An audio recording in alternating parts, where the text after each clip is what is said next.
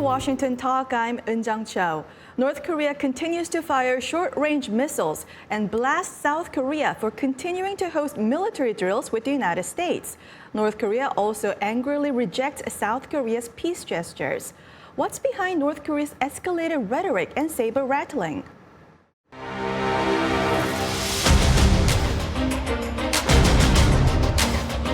남조선이 그렇게도 안보 위협에 시달리고 있다면 차라리 맞을 짓을 하지 않는 것이 더 현명한 처사로 될 것이다. I think we'll have another meeting. He really wrote a beautiful 3-page, right from top to bottom, a really beautiful letter.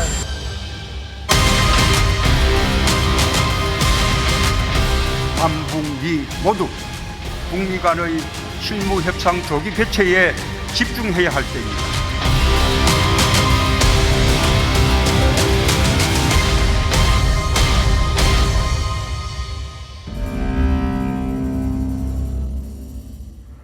In the studio with me today, Mr. James Schoff, Senior Fellow at the Carnegie Endowment. Mr. Schoff was a Senior Advisor for East Asia Policy to the Secretary of Defense. Also joining me, Mr. Scott Snyder, Director of U.S.-Korea Policy Program at the Council on Foreign Relations. His latest book, South Korea at the Crossroads, charts the evolution of South Korean foreign policy and strategic choices. Welcome to the program. Thank you. Thank you. Good to be back. Jim, let me begin with you.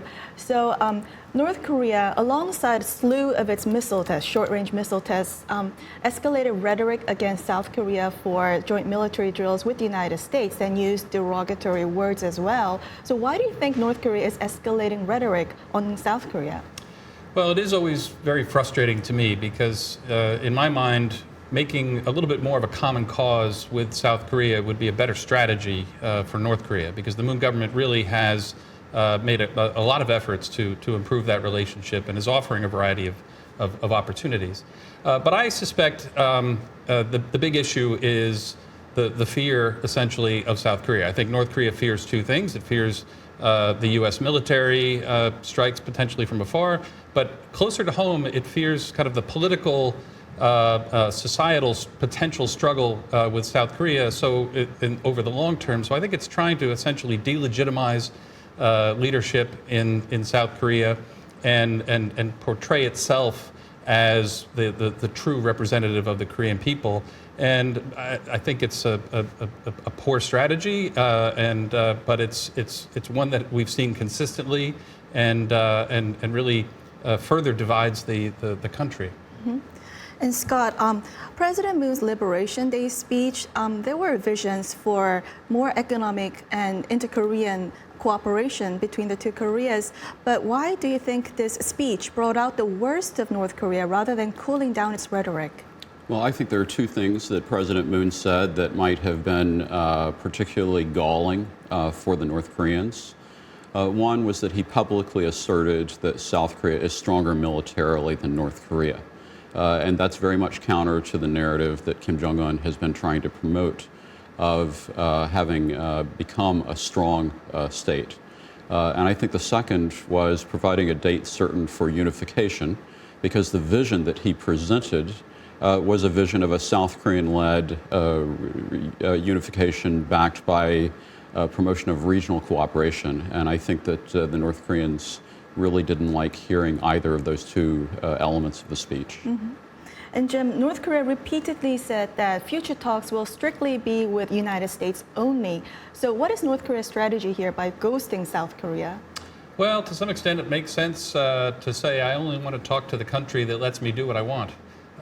In terms of the short-range missile tests, it's President Trump who has said, I'm not bothered by this at all, it's no big deal. Kim has actually referenced that when he criticizes South Korea for criticizing them for those tests. And I think, again, North Korea sees the main military threat or the long-term kind of strategic threat is the United States. And Trump right now is the opportunity that they have to get some kind of de facto acceptance of their missile and nuclear program. If they can get Trump to agree to something that puts out a kind of a long-term vision for denuclearization, but in the short term essentially allows things to keep going, that would be a big gain for them, and I think that's where they see a potential opportunity and trying to kind of drive a wedge a little bit between South Korea and the United States on that Do point. you agree with Jim? Still, the United States is very clear that the goal is FFVD. Yeah, but I think that from a North Korean perspective, I think that what this gap is showing is that North Korea really wants to replace South Korea as an ally of the United States rather than following the South Korean vision of bringing North Korea over onto the same team. And so that, I think, is very revealing of how North Korea is thinking, and it fits with the traditional longer-term North Korean strategy that somehow if they can just rebuild their strength, displace U.S. forces because they would no longer be needed, and have the U.S. as the backer, it would reinforce North Korea's view of itself as the real strategic pivot, especially between the U.S. and China. Mm-hmm. So, Jim, you were advisor to the Defense Secretary. What do you make of President Trump's comments that joint drills are ridiculous and expensive? Is this to appease North Korea? Well, it's very unique to President Trump, I think. Most of the rest of the U.S. government, State Department, Defense Department, Congress, all think that the alliance with South Korea is extremely important, that our exercises are vital to maintaining deterrence, and that they're perfectly reasonable and within the spirit of the current environment and the CMA. But it's Trump himself who is really... First of all, he really doesn't value the alliance as much, and this push on host nation support in Korea paying more. He thinks the exercises are very expensive. They're nowhere near as expensive as they would be if you didn't have bases there. And he's trying to keep his personal relationship going, I think, with Kim as a way and kind of fostering that. But it's very short-sighted, in my opinion, and it's actually causing some division within even the White House itself. Mm-hmm. So, Scott, how do you see current U.S. positioning between North and South Korea? Well, the U.S. is in a rather strange position compared to the past because here we have top-level positive noises between Trump and Kim, and you have seemingly emerging tensions potentially between Trump and Moon. Moon has lost his position as intermediary between the U.S. and North Korea as a result of North Korean vituperation, and yet Moon continues to support the idea of promoting a U.S.-North Korea dialogue. So this is a very odd situation, and I think we'll just have to see how it develops and resolves over the coming weeks. I mean, to some extent, I think North Korea is really not all that bothered by the exercises, but it's a very useful excuse to be able to pursue its own missile testing program. I mean, it's the series of tests that it's carried out over the past month showed to me that it has a lot of missiles. It's trying a variety of different technologies and techniques and tactics. So this is really a program to improve their capabilities, but they get the benefit of saying, well, we're only doing this because we're upset about your exercises. So it's really in some ways an excuse and cover, I think, for that. So that's feeds part of the rhetoric. Mm-hmm. Scott, going back to the North Korean rhetoric, after North Korea mocked and criticized President Moon's Liberation Day speech, South Korea came with a very strong response. In a background briefing, South Korea's Unification Ministry officials said that North Korea shouldn't cross the line. So do you think that was the last straw? Well, no, I don't, because I think that President Moon still retains the publicly stated hope for continued dialogue. I think what we really have to ask is what this change in tone means for what is happening in the internal North Korean debate. We've seen this hardening over the course of the past couple of months focused on South Korea. I think we need to look more at what this means in terms of how groups internally in North Korea may be positioning ourselves and whether we have reached a kind of a new phase in terms of how North Korea is thinking about its relationship with the South and the United States. And Jim, how do you look at the North Korea's current rhetoric in connection with the upcoming talks, the nuclear talks between U.S. and North Korea?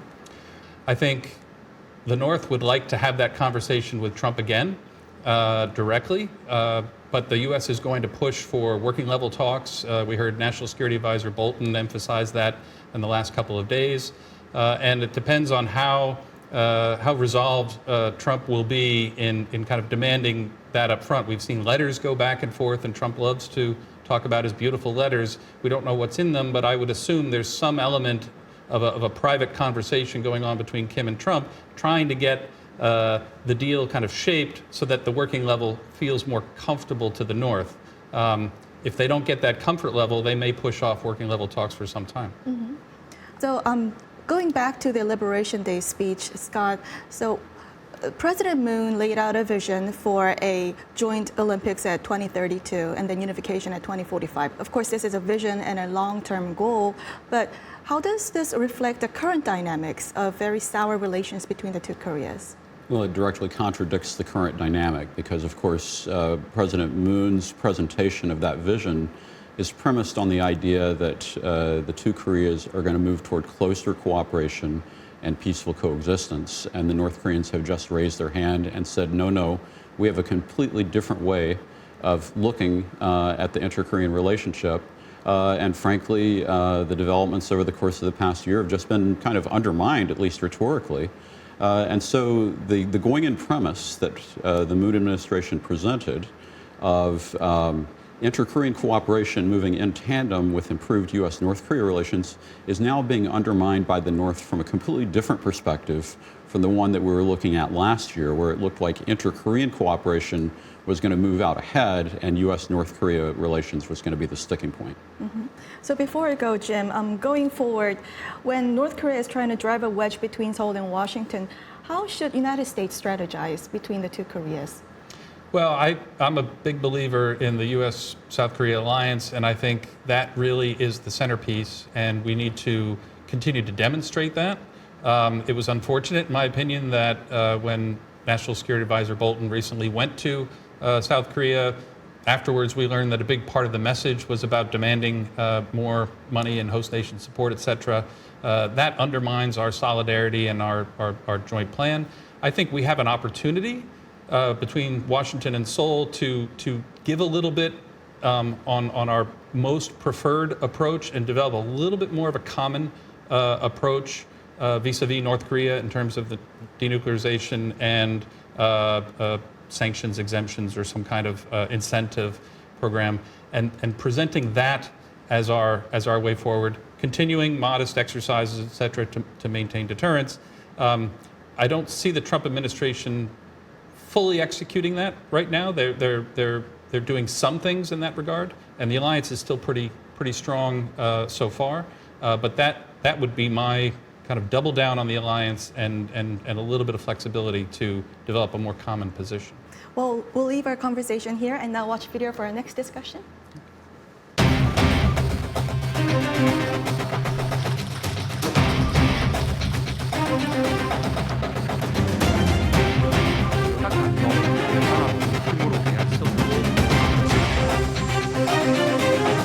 I hope that South Korea and I hope that Japan start getting along with each other. You know, they're supposed to be allies.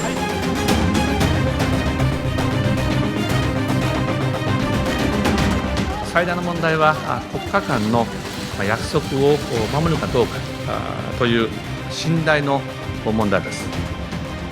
지금이라도 일본이 대화와 협력의 길로 놓는다면 우리는 기꺼이 손을 잡을 것입니다.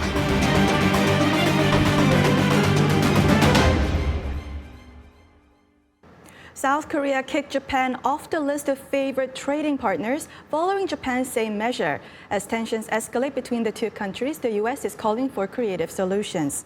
Now, Scott, President Trump called on Seoul and Tokyo to start getting along with each other. When do you think they will start getting along with each other?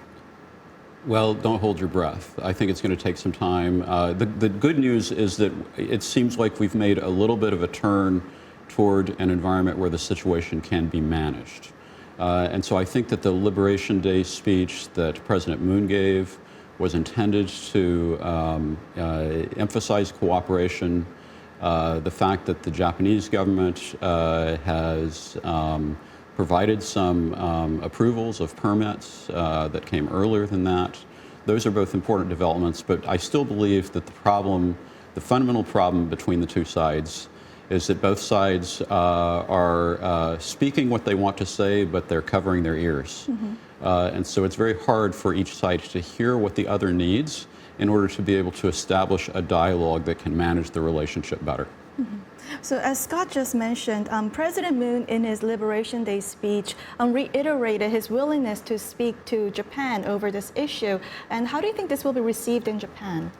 I think it's being received in Japan with some cautious optimism, or certainly at least some openness to dialogue. But in the speech as well, there were a variety of little digs or criticisms of Japan. And to some in Japan and Tokyo, it sounds like we're very willing to talk with the Japanese as long as they're willing to be reasonable and essentially kind of come to see things our way. I think Seoul would still really like to reverse the Tokyo decision on the export control process. I don't think that's going to happen. I think we've now reached a more, hopefully a stable level, but a more diminished economic relationship between Japan and Korea, which is very unfortunate. Scott, why do you think Seoul was so quick to remove Japan from its own white list? I think it was a proportionate retaliatory measure from the South Korean perspective. And frankly, I think the important thing is that it was proportionate rather than allowing this dispute to continue to metastasize to other areas of the relationship. That's something that we really need to see going forward, is some kind of containment on this set of issues. And now both sides have their own ability to kind of gauge what the other side is doing and respond proportionately with regard to managing exports between the two sides. So, Jim, there's the two countries removed each other from the white list, and also in South Korea, South Koreans are boycotting Japanese products. So, how much are there concerns regarding the damage to the economy, the two economies? Well, there is plenty of concern. Neither country is kind of the most predominant partner for the other. A lot of important supply chain relationships, and they're still important economic partners for sure. But it's just adding to this more global malaise or global slowdown and instability in markets, et cetera. So it's coming at a poor time.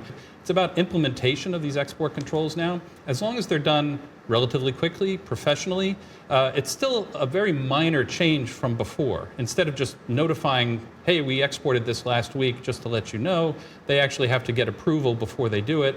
But in 99% of the cases, there's no reason why trade should not be able to continue as it has. But it's about this trust level and, how do the boycotts progress, and are there other moves in Japan that anger South Korea? So we need to quiet this background noise and let this economic relationship continue. And Scott, ahead of the G7, South Korea's officials are already touring Europe to make their own case about this latest incident. And Japan is also planning to explain its position to other countries as well. So what do you make of this diplomatic campaign? Well, I personally believe it's a waste of diplomatic energy for both sides. They have other more important issues and challenges that they face, and this is really a distraction.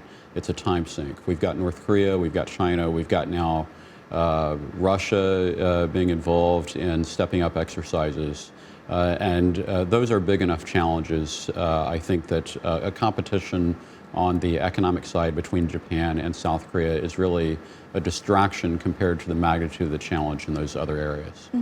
And some of the issues that are going to be discussed at the G7, how to tax global companies like Google and kind of social media rules, cryptocurrencies, other types of big picture economic issues, these we all have kind of common cause. So I'd rather see Korea, Japan, the United States developing and lobbying for common positions on those important policy issues, not, as Scott says, kind of wasting time trying to promote their own positions vis-a-vis each other.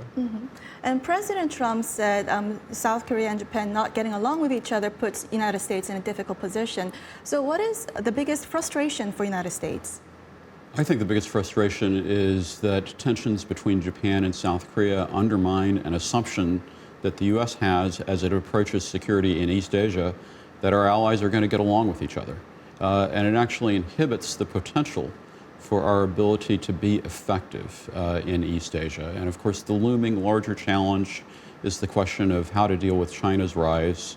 If there are squabbles going on between our allies, it distracts from our ability to deal with that challenge. Mm-hmm. And State Department called for room for creative solutions to the two countries. So what would that look like? Well, creative solutions, probably from the perspective of the United States, may not be so practical, but I think the big issue obviously has been the Supreme Court decisions in South Korea on the forced labor victims and families, and solving that is ultimately what needs to happen to improve the relationship. From a U.S. perspective, they would probably say, can you still respect the Supreme Court decision but not necessarily implement it because it conflicts with international treaties, or could you pay the victims and families yourself first and then seek other ways with Japan to develop compensation and ways to address this? Or in my opinion, to be truly forward-looking, can you engage with Japan to really better educate future children populations in Japan about the colonial experience and history, so that we're actually changing the understanding, that there's greater mutual understanding between the two? That's, to me, a truly forward-looking solution as opposed to a more backward-looking solution, which is compensation and the like. So Seoul is not going to want to hear those kinds of creative solutions necessarily, but I think that's what the U.S. has in mind, is somehow getting over that big obstacle. Mm-hmm. Yeah, I think Jim is exactly right. There is hyper-attention to issues of historical memory in Korea, and there is hypo-attention to historical memories issues in Japan, and we really need to see that even out. Mm-hmm. And Scott, before you go, last question. So do you think President Trump's call for the two countries to start getting along with each other was effective? And would President Trump get more involved in the future if they still do not get along with each other? I think it was needed. I don't know if it's going to be effective, and I think there probably will be more to be done. The big question really is going to be whether the U.S. is up to the task. They come out every once in a while to make this effort, but we probably should have been making more of an effort from last year all the way through, and it's going to take a sustained effort, I think, to really have an impact. Well, we'll leave it here and continue our discussion next time and move on to our next segment. Now time for the photo moment, time to look at an interesting North Korea picture. Today we have a photo of an imitation Coca-Cola and Sprite found in North Korea. Korea Tours posted this picture saying they found this on the train from Pyongyang to Beijing. Business Insider reports Coca-Cola is sold in all but two countries in the world, North Korea and Cuba. Scott? Well, I guess it shows that Coca-Cola really is globalized, but what I'm really fascinated by is the Korean names here, because it's not Coca-Cola or Sprite, it's the North Korean version. Tansan Tanmul for Sprite with lemon on it. So that's very interesting. It's indigenized, but at the same time, it's a penetration of a global taste into North Korea. Jim? Well, I can't help but think that President Trump would be very impressed, and this would kind of reinforce his view that all we have to do is settle things with denuclearized North Korea, and you can have big hotels and the real Coke and the real Sprite, which is what Trump would want to sell, and that there's an appetite in North Korea for modern Western things. Now, whether that's actually true or not, I don't know, but I think that's kind of the impression I get from this. Well, for that to come true, North Korea would have to make that strategic decision that we're waiting for. Well, that's all the time we have for this week. Scott, Jim, thank you for joining us. Thank you very much. Thanks so much. Thank you. And this was Washington Talk from the Voice of America, and I'm Eun-jung Cho. Join us next week for more analysis on North Korea.